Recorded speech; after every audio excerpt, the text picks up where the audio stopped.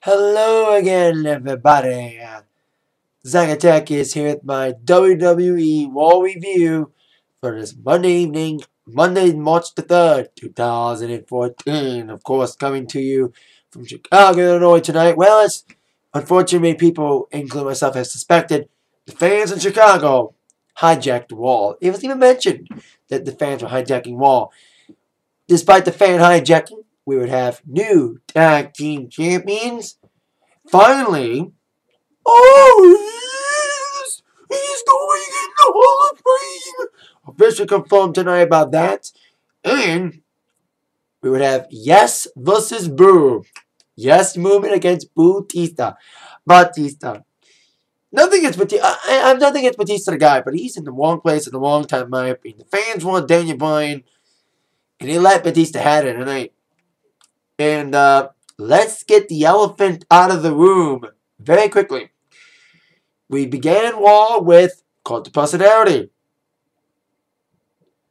The music hitting.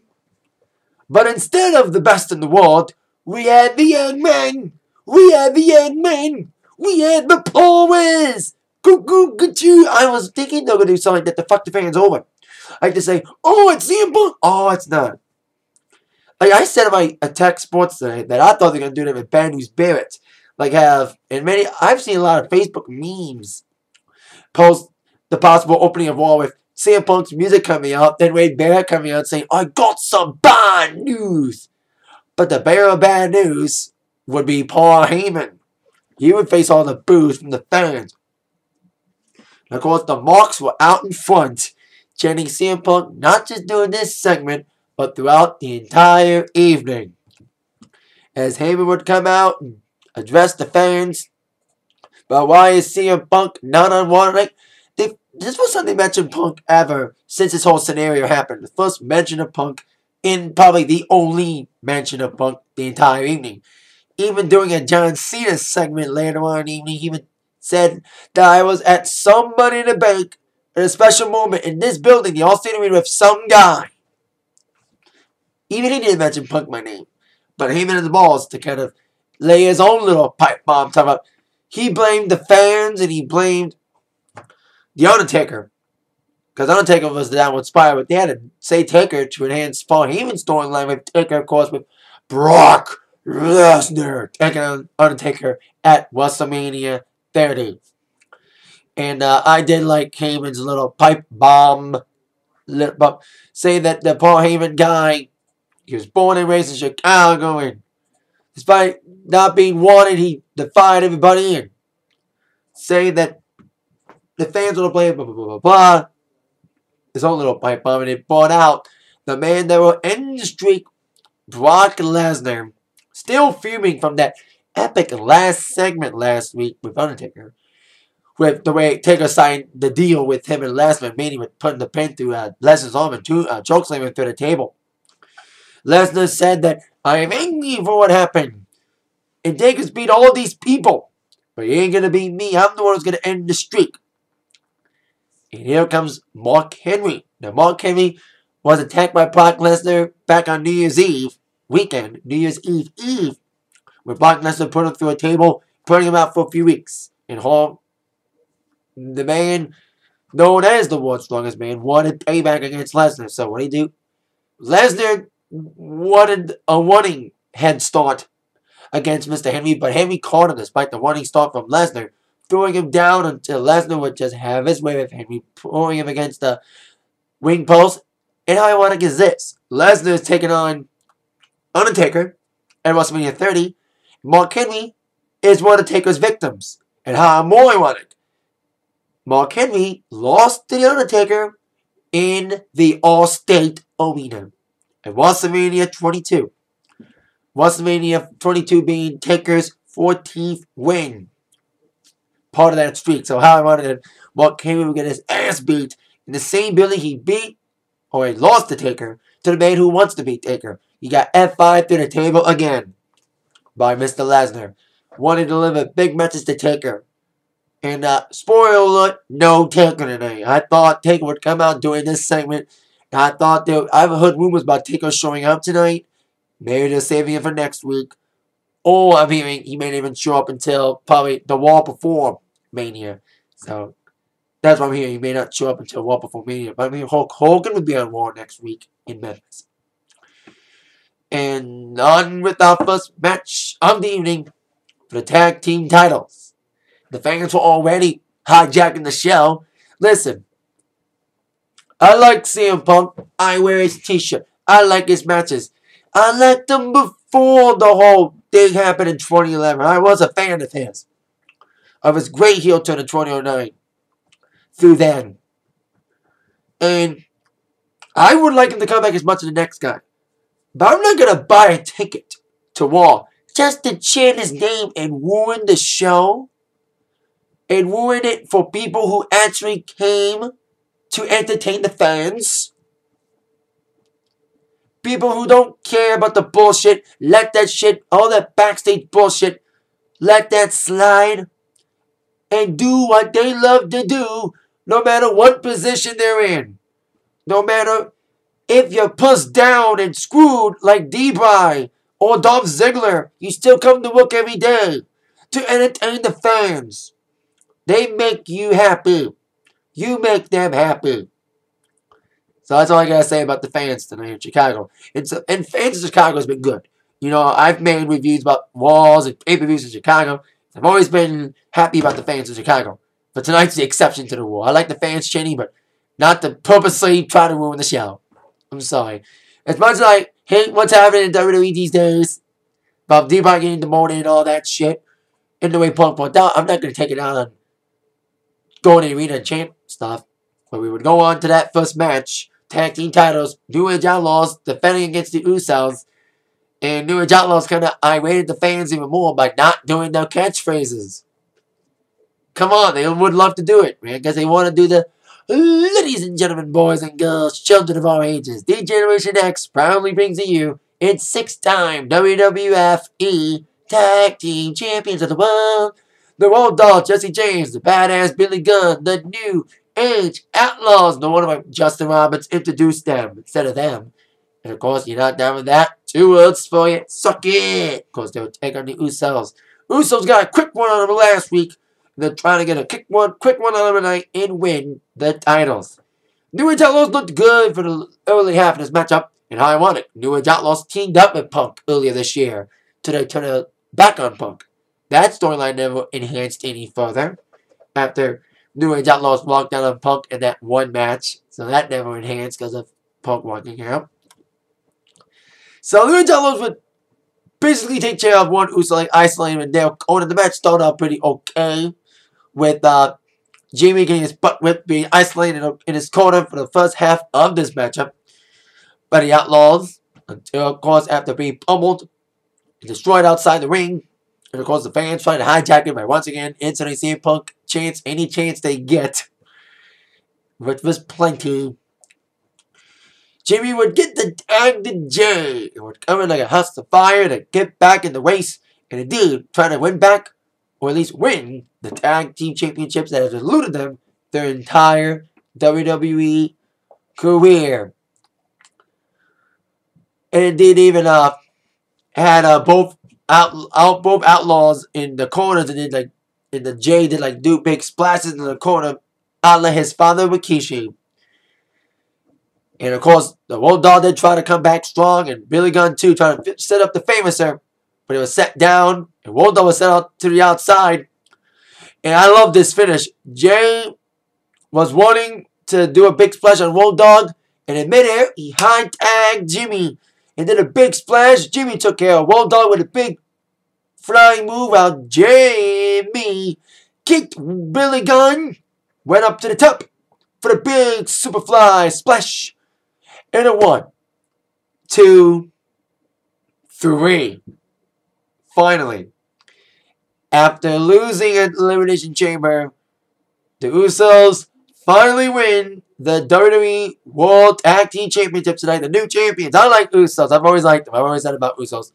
And it was awesome to have New Age Outlaws as tag team champions for about 2.5 months. And I'm a huge Outlaws fan. So to have them win the titles at all was shocking enough to me and good enough for me.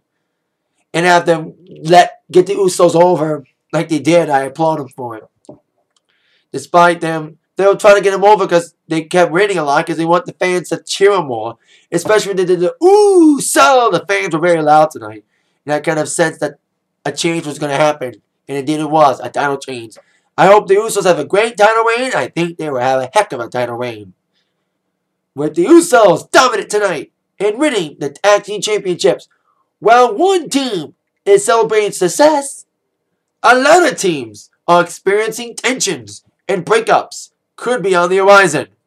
One of those teams that could be headed for a breakup is We're Americans. As Big E,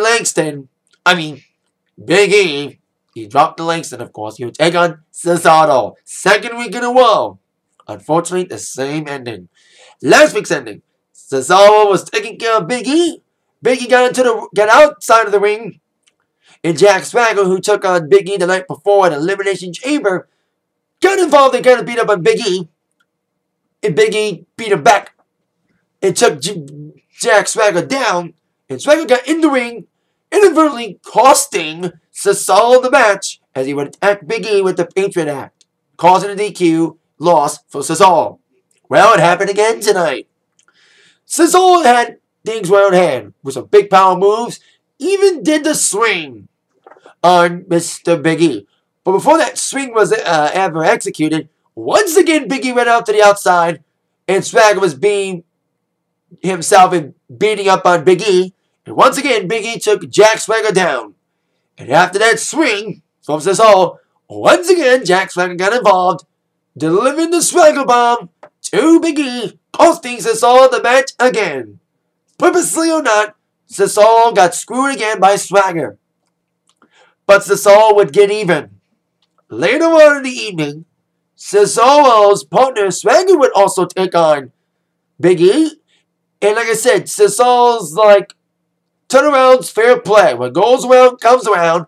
And right before the bell rung, right as the bell rung, Cesaro decided to deliver the neutralizer to Big E Langston, costing Swagger the match against Cesaro. Opponent Big E earlier. One turnaround's fair play, and Cesaro screwed Swagger the same way he screwed him. And they're about to get into a fight. Cesaro pushed Swagger. Looked like they were going to go for a breakup right then and there. But of course, Zeb Coulter, the godfather of the We Americans, would try, the founding father, not the godfather, the founding father, should I say, was trying to keep his friends, his brothers together, and he made them hug it out. They were resisting. You can tell this is not the end between these two. This is just a teaser for their breakup. It could lead to a possible match at WrestleMania. We the people should be I the Cesaro and I the Swagger. Because I think they're on different pages now. But I say this is not the end. This is not the end of this situation. We're going to see Swagger and Cesaro eventually break up. But we saw the seed planted for the possible We're American breakup to happen. I was speaking of many teams on the way to breakups. Another team that could be on the way to a breakup, and the seeds have been planted a long time, and I think a big seed's been planted tonight, is of course the Shield. As they would take on in a Elimination Chamber rematch, the Wyatt family. Loses. It wasn't as epic as the pay-per-view match, but it was as good as their pay-per-view match. And Seth Rollins would start it off like the same way he did in the chamber match, looking awesome like he did, delivering that big senton move at the top rope and looking awesome against Harper. He even did the same thing he did with Harper when Harper was going for a big suplex off the top rope. Rollins once again landed on his feet.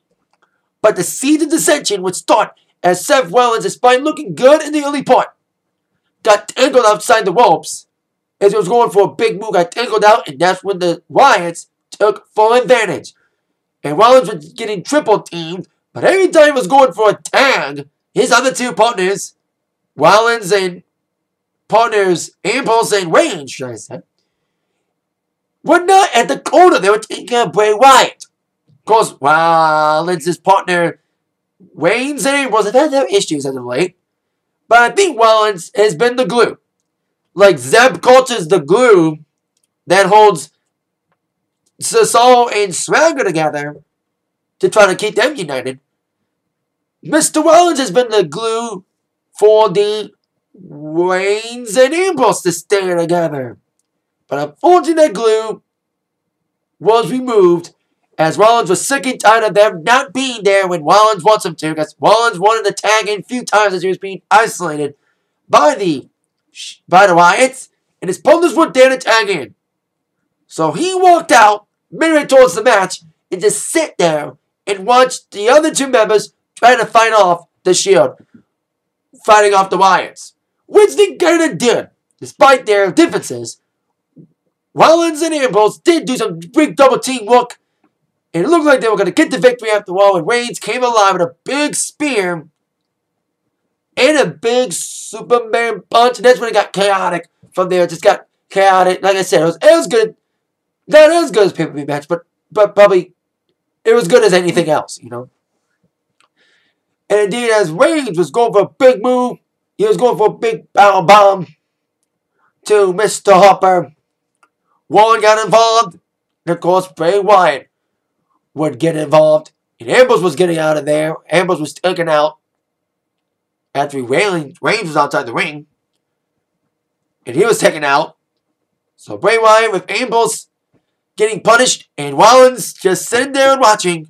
He just sat there and watched Dean Ambrose get Sister Abigail in a 1-2-3 victory for the Wyatts. Once again, beating the Shield for the second time in about 10 days or so. I am right. It's been about 10 days.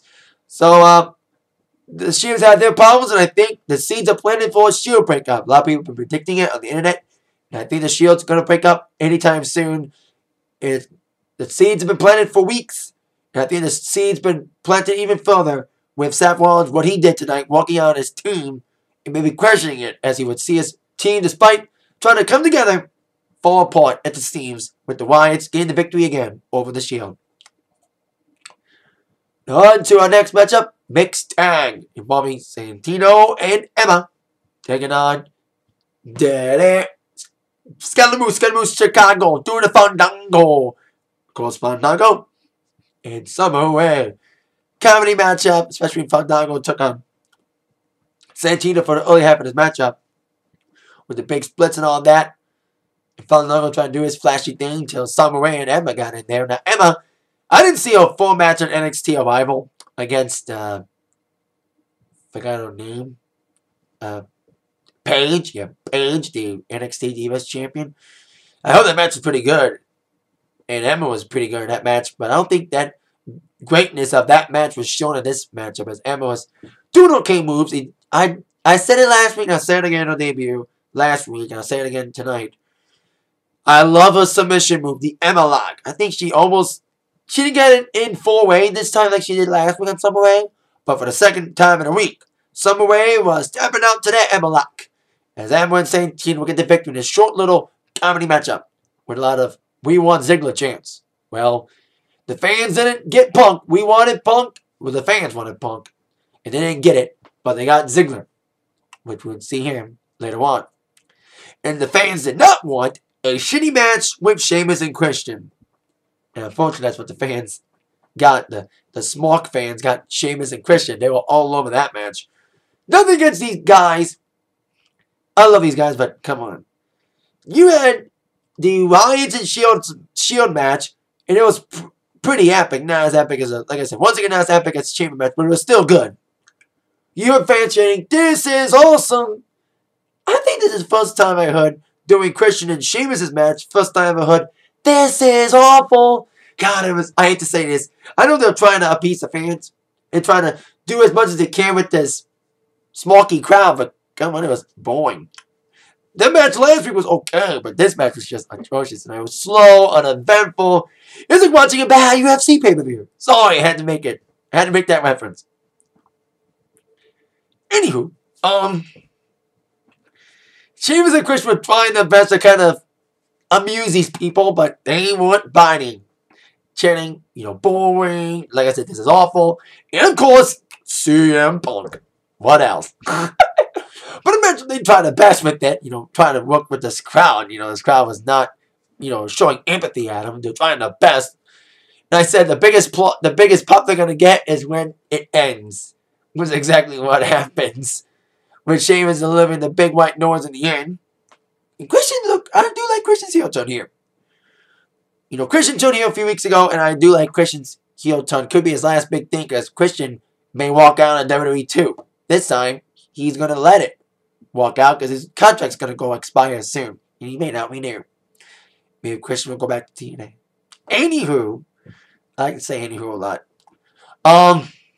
Despite Christian looked good in his matches, despite boringness and the fans showing empathy for it. Sheamus, of course, after that big white noise, after Christian looking great, Christian got the charisma, got the big bro kick from the apron from Mr. Sheamus, and the 1-2-3 victory for the Celtic Warrior. No one where these two are going to fit at Mania. Maybe in another match against each other to maybe piss the fans off even more. Piss the smart fans. But still, this match is just not as good as last week's match. You have seen better from both these guys. Now, I know they're trying to work with his fans, but come on. They kind of sucked it. Even if you're smart or nerd, you're going to agree that match sucked no matter what. And then you had followed up with a Divas match. Bellatrix against Oksana and Alicia Fox. I'll give fans credit for the "We Want Puppies" chant during this match. I will applaud them for that and for certain chants during our next segment. Anywho, Bellatrix would come in with the sexy moves. And I did like the finisher with Nikki hitting Alicia with her little finish. And once again, like Sheamus and Christian, Bellatrix and Oksana and Alicia Fox were trying to work to this apathy crowd. You know, the smoky crowd in Chicago. And they tried their best with it. The match was just okay, typical little Divas match here. And Oksana and Alicia Fox tried to do their little offense, but of course they would lose to the Bellatrix, and the Bellatrix move no trade match tonight. But Nikki would deliver the big victory with the big finish. And I think that we made the right call by not bringing out AJ. Because if they were to bring out AJ, they would get more CM Punk chance. Because AJ is CM Punk's girlfriend. So if they were to bring out AJ Lee, that's bait. Bait for the fans. They would bring out the bait for CM Punk fans to go all nuts if AJ came out tonight. You know, I would have liked to have seen AJ, but now I realize why they didn't put AJ in the match tonight. Because if AJ would have came out, they would have made the fans more riotous. Because they know AJ is CM Punk's girlfriend. It would make the fans more chanting for CM Punk. And speaking of that, Daniel Bryan came out after this match. And he's the guy, you know, that the fans want him. They're doing the yes thing. Yes, yes, you know. And like they do every week. Making the most popular guy. Taking, I said this every week. Not only taking CM Punk's won the feud against the Authority, but taking CM Punk's place as the most popular guy in WWE. Yet the fans still want CM Punk. Nothing makes you happy, huh? Anywho, they are buying with the fans. Apparently on his side, despite the Punk fans. He of course came out saying, I want change. And I want to face Triple H at WrestleMania, but he's a coward. And we have a voice, and I'm ready to beat up Batista tonight. And then Triple H came out. Probably the loudest views I've heard for Triple H since the night after the Royal Rumble. And he was being booed out the building. He was getting as much boos as Vicky Guerrero would get. He got as much heat as Guerrero. When Vicky Guerrero came out, we haven't seen her in a while because she's on SmackDown. That's why I don't watch SmackDown.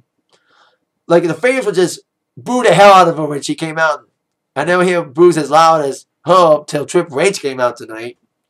It was like, Daniel Bryan, you're just a B-list guy. You want to face me? Yeah, what? I'm above you, man. I'm going to squash you like a bug if I get in the ring with you. And then Stephanie got in.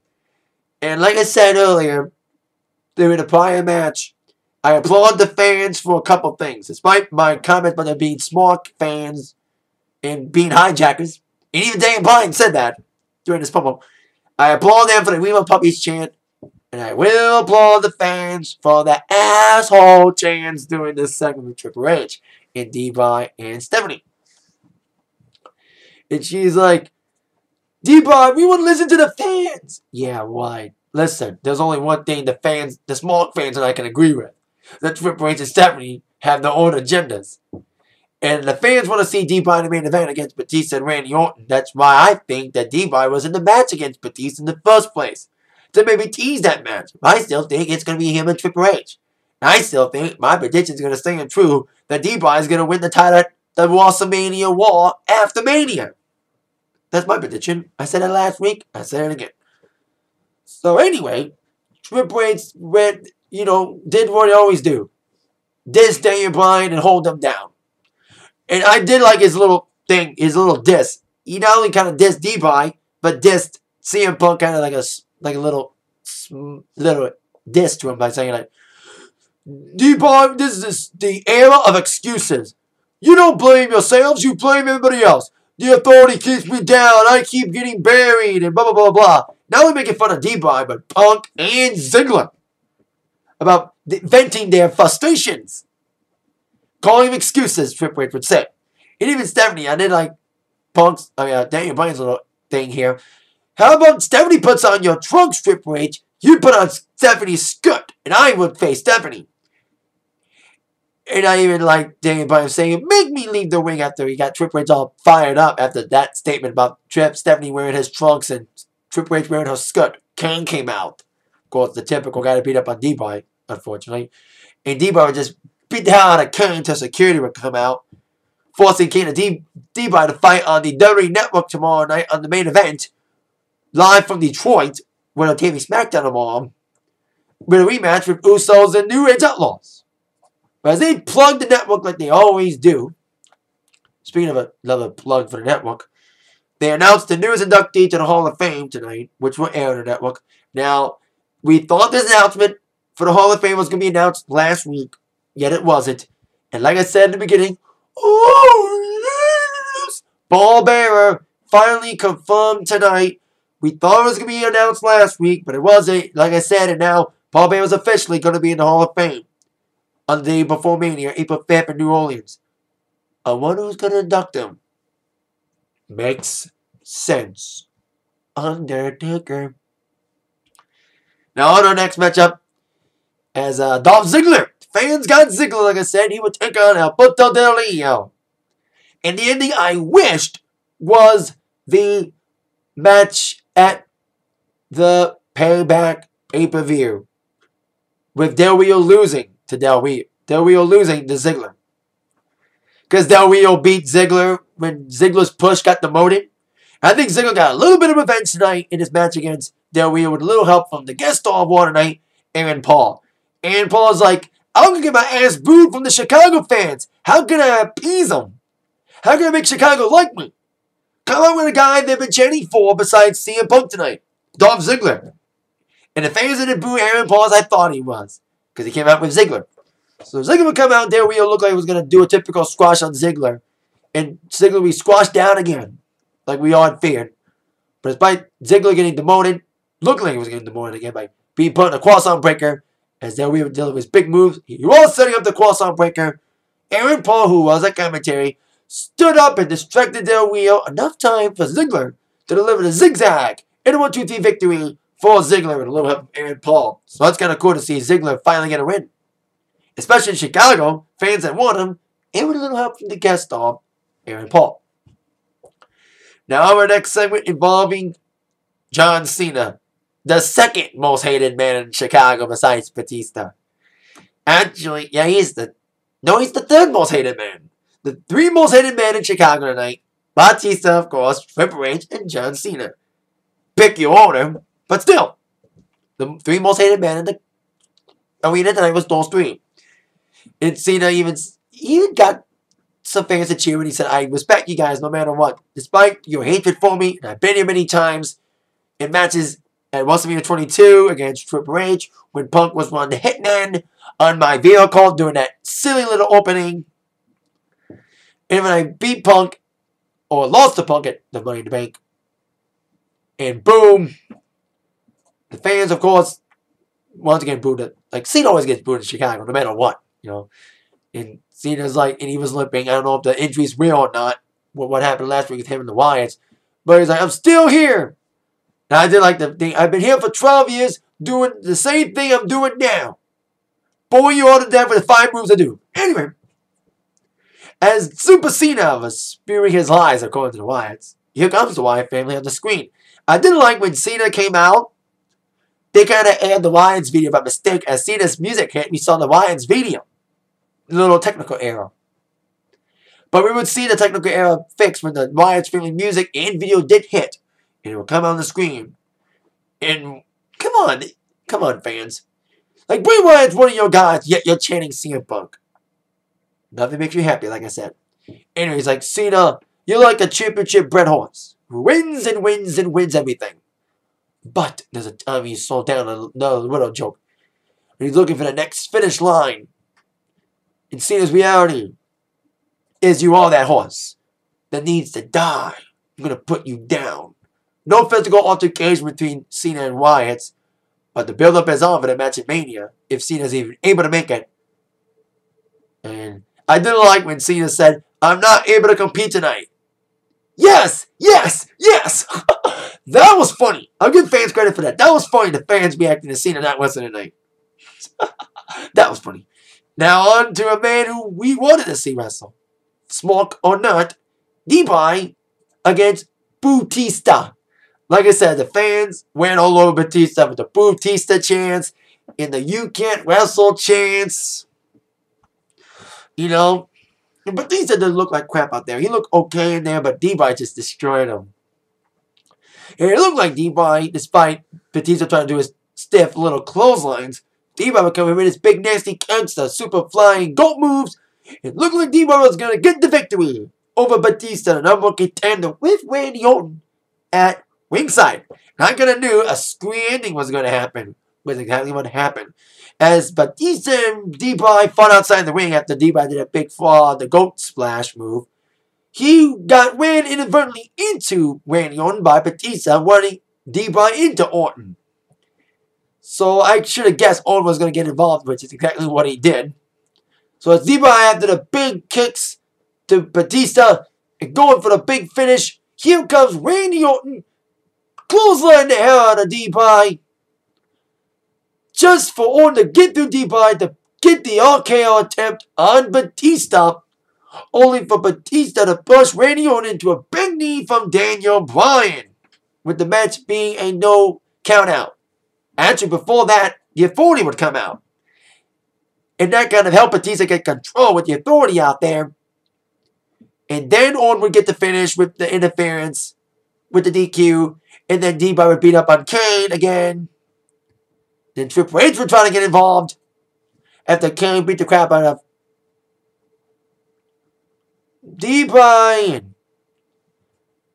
And then D-Boy got speared by Batista. And then, as D-Boy was laid down by a big move by Batista, Triple H stood above D-Boy's poor body by saying, I am sick of all your fantasies. D-Boy lifted up his leg and just kicked the heart of Triple H until Batista gave him a Batista bomb.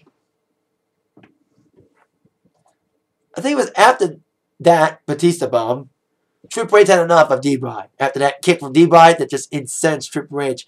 And finally made him not a coward and pedigreed the hell out of D-Boy, furthering the feud between him and D-Boy, and basically saying once and for all that yes, I am eventually going to wrestle D-Boy at WrestleMania.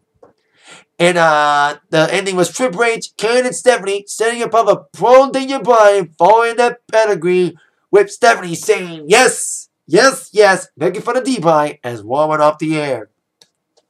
So no books tonight, but hey, we have new tag team champions, and whether the Smoke fans love it or not, Triple H will face Daniel Bryan at WrestleMania, as we would see tonight with the ending, with D-Boy getting pedigreed by Triple H. But we'll see the official confirmation for that match sooner or later. Sooner than later, should I say. Maybe as soon as next week in Raw in Memphis. That is it for my Raw review for this evening. See you all later. With that in mind, you've all been attacked by the review from Zach. Thank you for watching. Yes, yes, yes, yes.